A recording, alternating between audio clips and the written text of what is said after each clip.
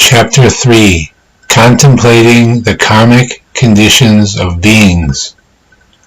At that time, the Buddha's mother, Lady Maya, placed her palms together respectfully and asked Earth Store Bodhisattva, "Great Sage, could you tell us about the different kinds of karma that beings of Jambudvipa create and the resulting retributions that they undergo?" Earth Store replied, "There are millions of worlds and lands that may or may not have women, may or may not have hells, may or may not have Buddha Dharma, and so forth, to having or not having sound hearers and Prajaka Buddhas. Since the worlds differ, the retributions in the hells also differ." Lady Maya spoke again to the Bodhisattva, "Could you please tell us about the offenses done by those in Jambudvipa that result in retributions in the evil destinies?"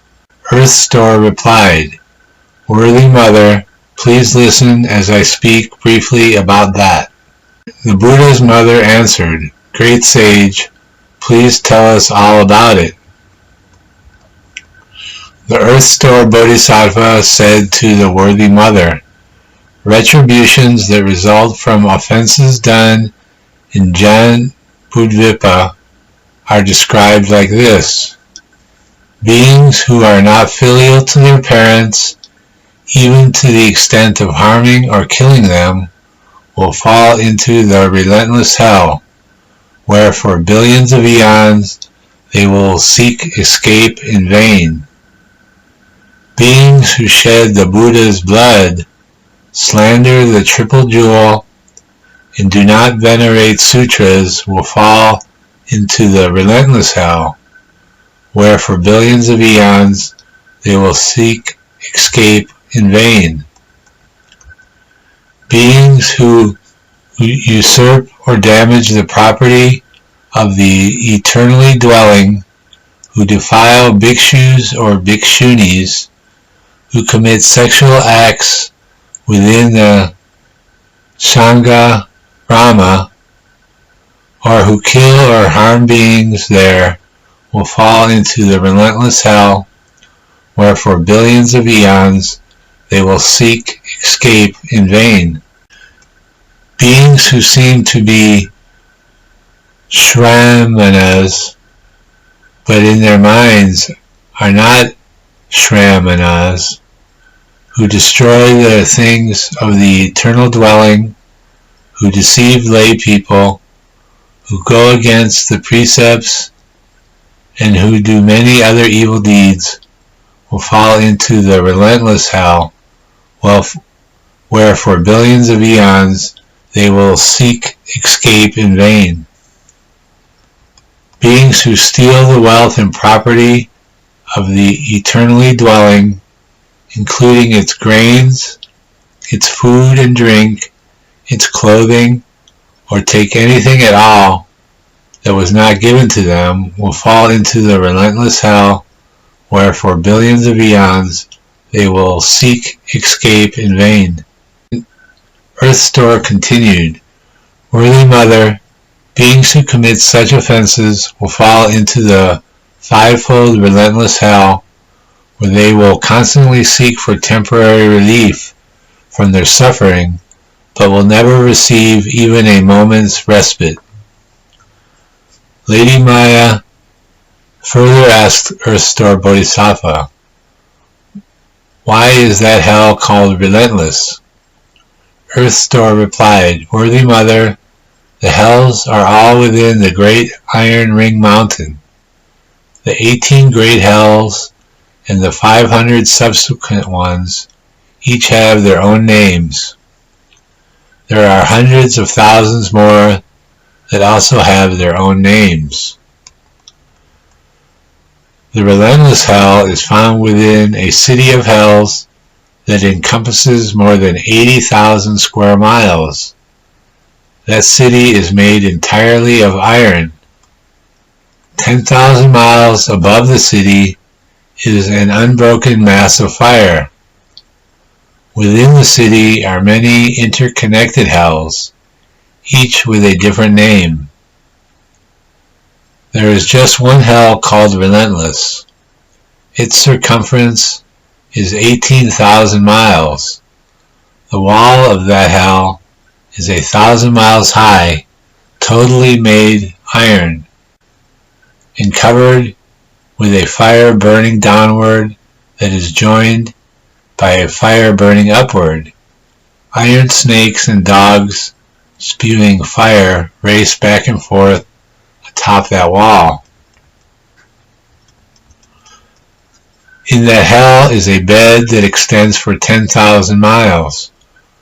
One person undergoing punishment sees his or her own body filling the entire bed. When millions of people undergo punishment simultaneously, each still sees his or her own body filling the bed. That is how retributions are undergone by those with the same karma.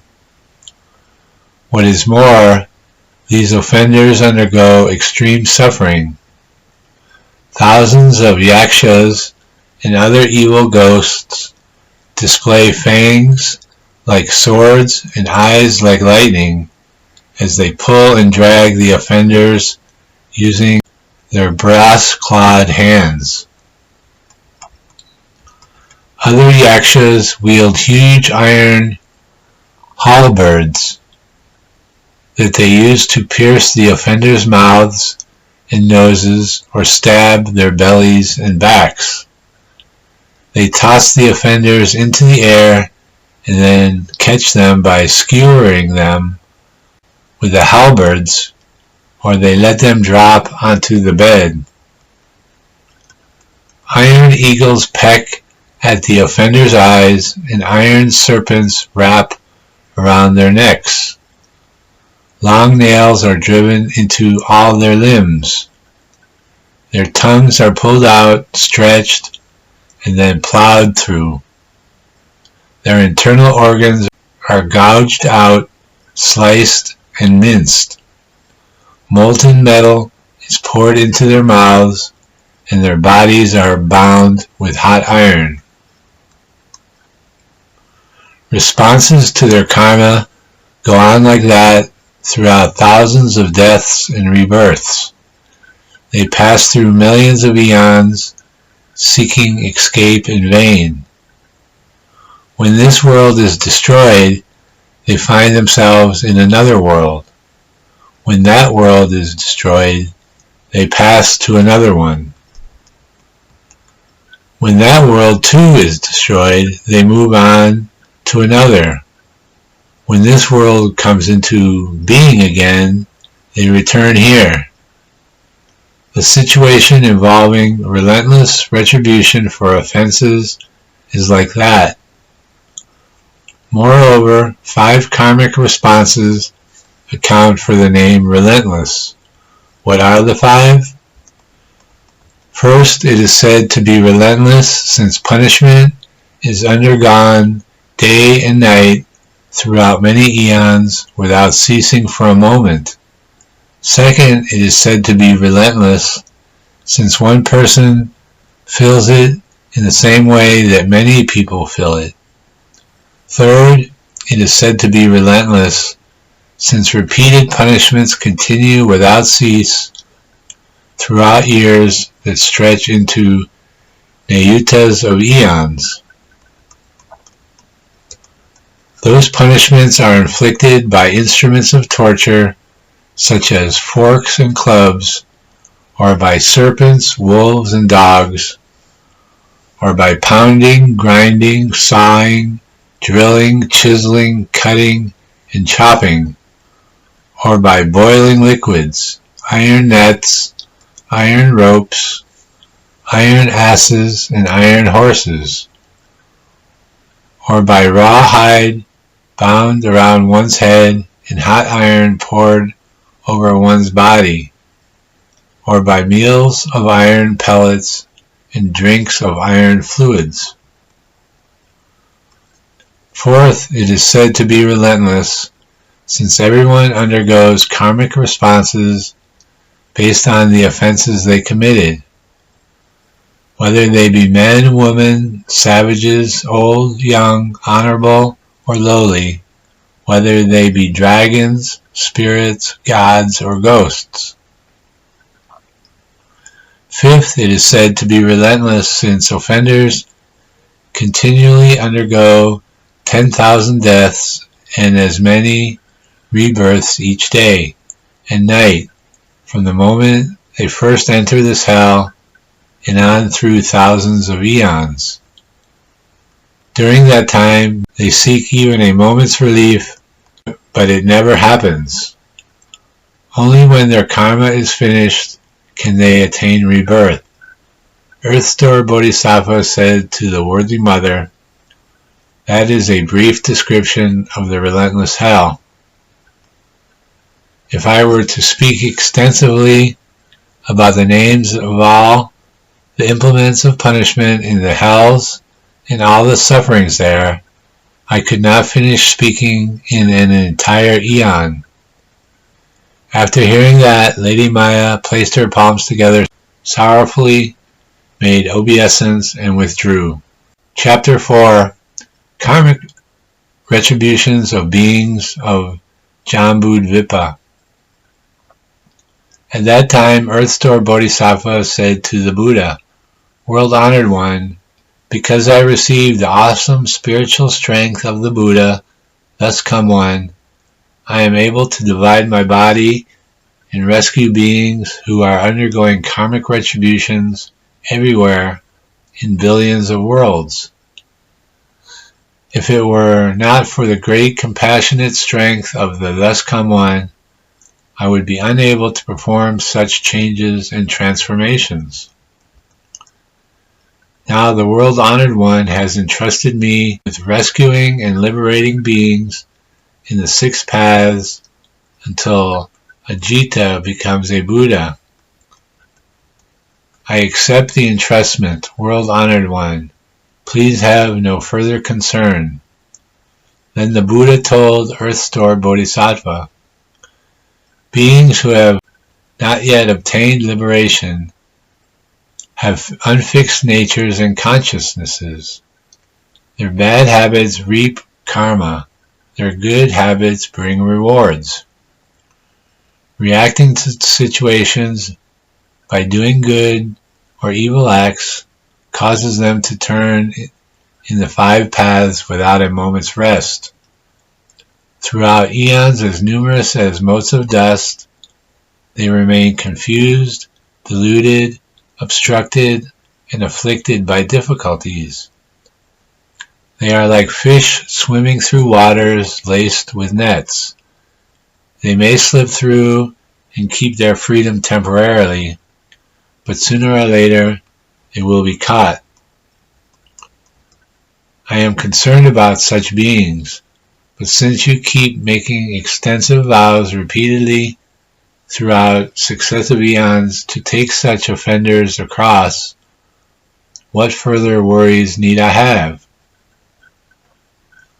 After that was said, a Bodhisattva Mahasattva in the assembly named Samadhi Self-Mastery King said to the Buddha, "World-honored one, what vows has Earth-Store Bodhisattva made during so many successive eons that he now receives the world-honored one's special praise?" We hope the world-honored one will tell us about that. Then the world-honored one said to Samadhi Self-Mastery King, listen attentively, and reflect well on the examples I am about to give you. One time, limitless asamkhayas of nayutas of inexpressible eons ago, a Buddha named all-knowledge accomplished, thus come one worthy of offerings, one of proper and pervasive knowledge, one perfect in clarity and conduct, well gone one, unsurpassed knight who understands the world, taming and subduing hero, teacher of gods and humans, Buddha, world-honored one, appeared in the world. The Buddha's lifespan was 60,000 eons. Before he became a monk, he was the king of a small country and was friendly with the king of a neighboring country. Both of them practiced the 10 wholesome acts and benefited beings. Because the citizens of those two neighboring countries did many bad things, the two kings made a plan using far-reaching expedients. One king vowed to quickly become a Buddha and then cross over absolutely all the others.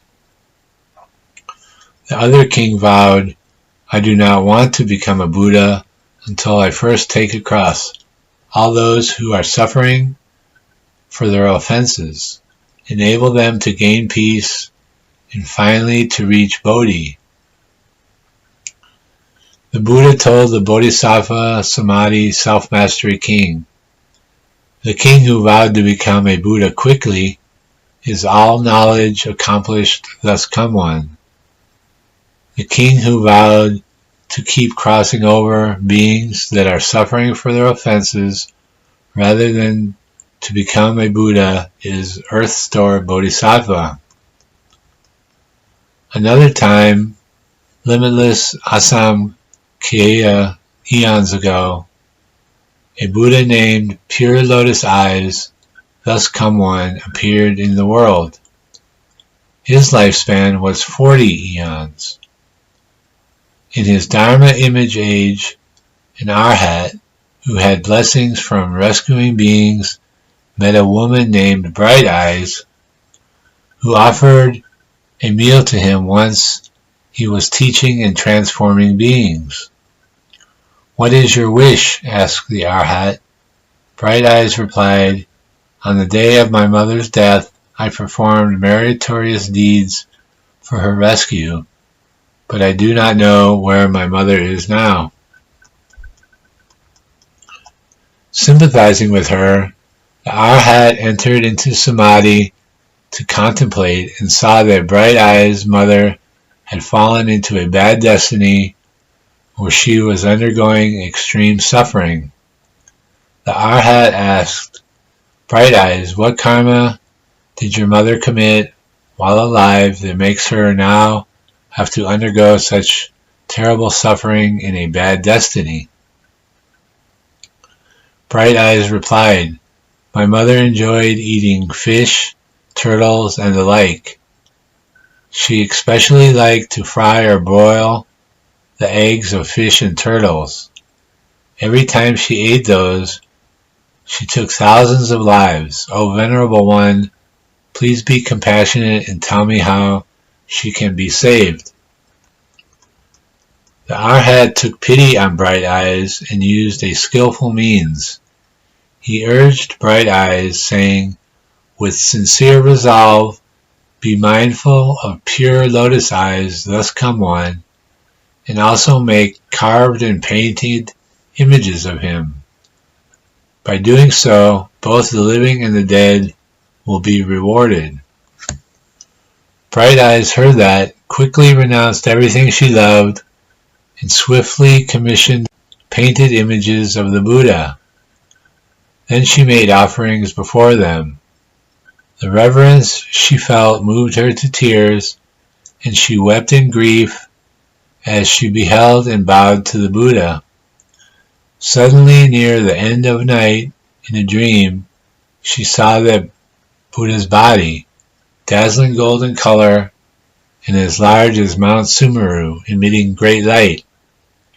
He said to Bright Eyes, "Your mother will be born in your household before long, and as soon as that child can feel hunger and cold, he will speak." Shortly thereafter, a maidservant in the house bore a son who spoke before he was 3 days old. Lowering his head and weeping, he said to Bright Eyes, "The karmic conditions we create during our lives and deaths result in retributions that we ourselves must undergo. I am your mother and have been in darkness for a long time. Since you and I parted, I have repeatedly fallen into the great hells. Upon receiving the power of your blessings, I have been reborn as a servant's child with a short lifespan. 13 years from now, I will fall into the evil paths again. Do you have some way to free me so that I can avoid them?" When Bright Eyes heard those words, she knew without a doubt that they were her mother's. Choked with sobs, she said to the servant's child, "Since you were my mother, you should know your own past offenses. What karma did you create that made you fall into the evil paths?" The maidservant's child answered, "I am undergoing retribution for 2 kinds of karma, killing and slandering. Had I not received the blessings you earned to rescue me from difficulty, I would not yet be released from that karma." Bright Eyes asked, "What happens in the hells when beings undergo retributions for their offenses?" The maidservant's son answered, "I can't bear to speak of the ways in which beings suffer for their offenses. Even if I lived for 100,000 years, I would find it hard to talk about." When Bright Eyes heard that, she wept bitterly and spoke into the air, saying, "I vow that my mother will be released from the hells forever. At the end of these 13 years, she will be finished with her heavy offenses and will not go back to the evil paths. O Buddhas of the 10 directions, with your compassion and sympathy, please listen to the vast and mighty vow that I am making for the sake of my mother. If my mother will never again enter the 3 evil paths, never again be born into low stations, and never again be female, then here before the image of pure lotus eyes, thus come one, I vow from this day on, throughout billions of eons, I will respond to all beings who are undergoing suffering for their offenses in the hells or the 3 evil paths of any world. I vow to rescue them from their bad destinies of the hells, hungry ghosts, animals, and the like. Only after beings with such retributions have all become Buddhas will I myself achieve proper enlightenment." After making that vow, she clearly heard Pure Lotus Eyes thus come one say to her, "Bright Eyes, your own great compassion and sympathy reaches your mother by this mighty vow that you are making. My contemplation shows me that after 13 years, your mother will finish with this retribution and will be born a Brahman with a lifespan of 100 years. After that retribution, she will be born in the land of no concern with a lifespan of uncountable eons. Later, she will realize the fruit of Buddhahood and cross over people and gods, numbering as many as sand grains in the Ganges." Shakyamuni Buddha told Samadhi Self-Mastery King, "The Arhat, whose blessings helped Bright Eyes then, is now inexhaustible intention Bodhisattva. The mother of Bright Eyes is now liberation Bodhisattva. Bright Eyes herself is now Earth Store Bodhisattva. He has been extending his compassion and sympathy like that from distant eons onward by making vows, as many as Ganges sands, to rescue vast numbers of beings. Men and women in the future may fail to do good deeds and only do evil, may not believe in cause and effect, may indulge in sexual misconduct and false speech, may use divisive and harsh speech, and may slander the great vehicle. Beings with karma like that should certainly fall into bad destinies. But if they encounter good and wise advisors who exhort them and lead them quickly to take refuge with Earth Store Bodhisattva, those beings will just as quickly be released from their retributions in the three evil paths. If those beings are resolved and respectful, if they behold, bow to, and praise the Bodhisattva, and if they make offerings of flowers, incense, clothing, jewels, food, and drink to him, they will enjoy supremely wonderful bliss in the heavens for billions of eons. When their blessings in the heavens end, and they are born as people, they will have the potential to be leaders of nations throughout billions of eons who are able to remember all aspects of causes and effects from previous lives.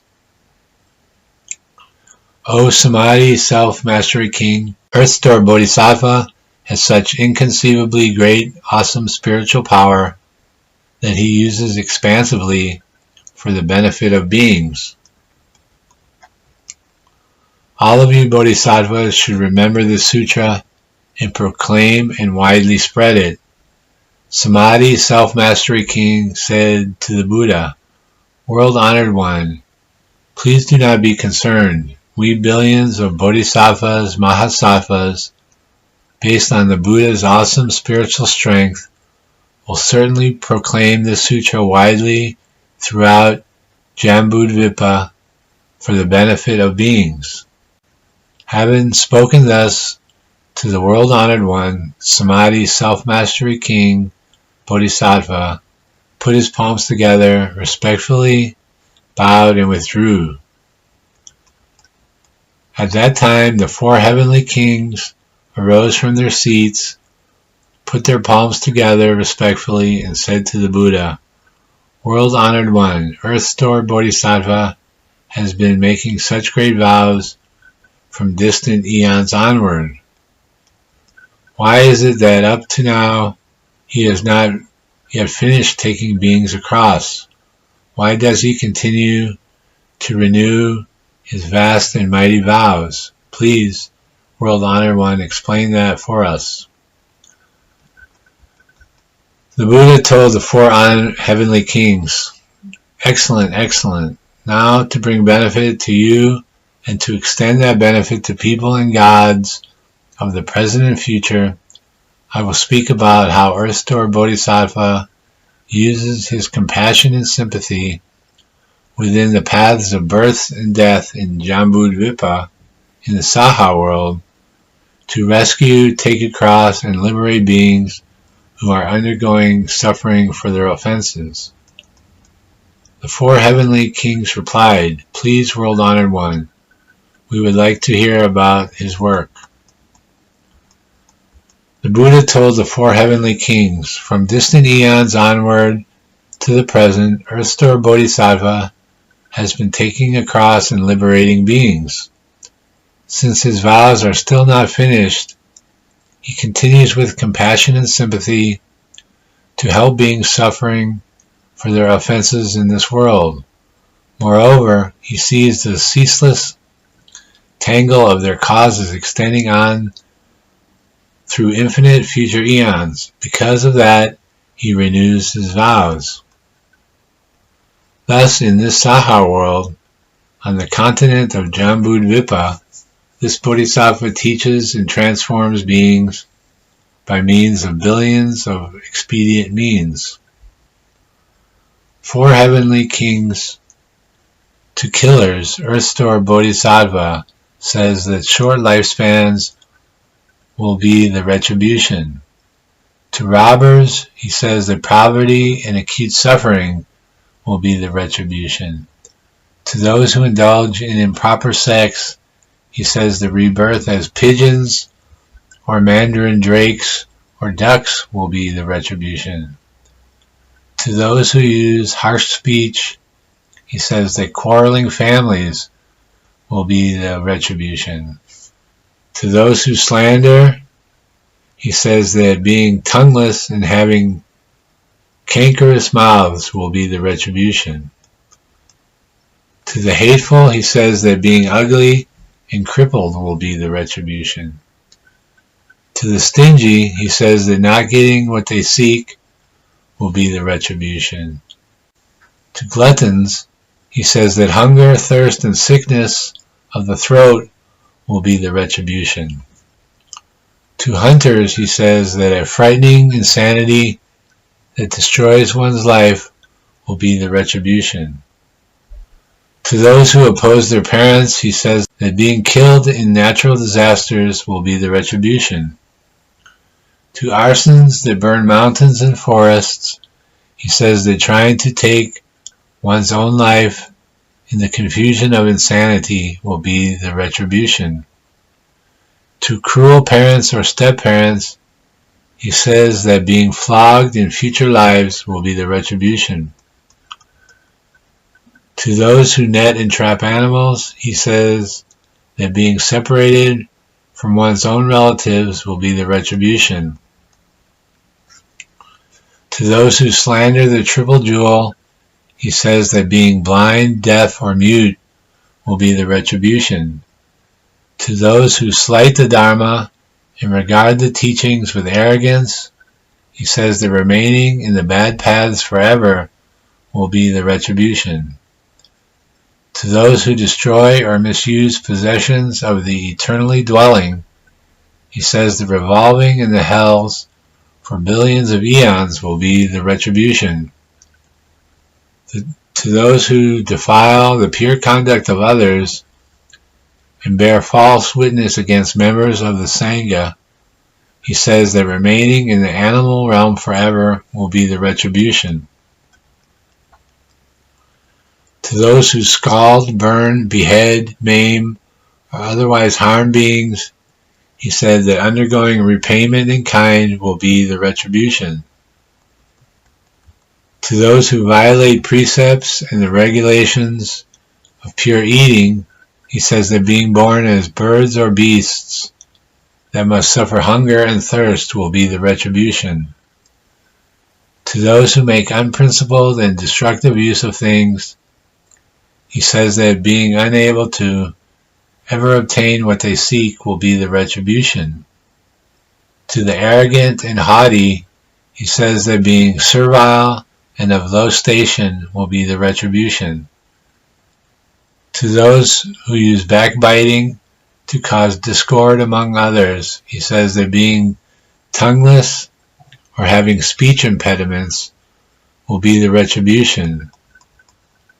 To those with deviant views, he says that being reborn in undeveloped regions will be the retribution. The bad habits involving body, mouth, and mind karma that beings of Jambudvipa perpetuate result in hundreds of thousands of retributions like those. I have listed only a few examples here. Since the karma created by beings of Jambudvipa calls forth different responses, Earth Store Bodhisattva uses hundreds of thousands of expedient means to teach and transform them. Those beings must first undergo retributions such as those, and then fall into the hells, where they pass through eons without being able to escape. You should therefore protect people and protect nations. Do not allow the accumulation of karma to confuse beings. On hearing that, the 4 heavenly kings wept in sorrow, placed their palms together, and withdrew.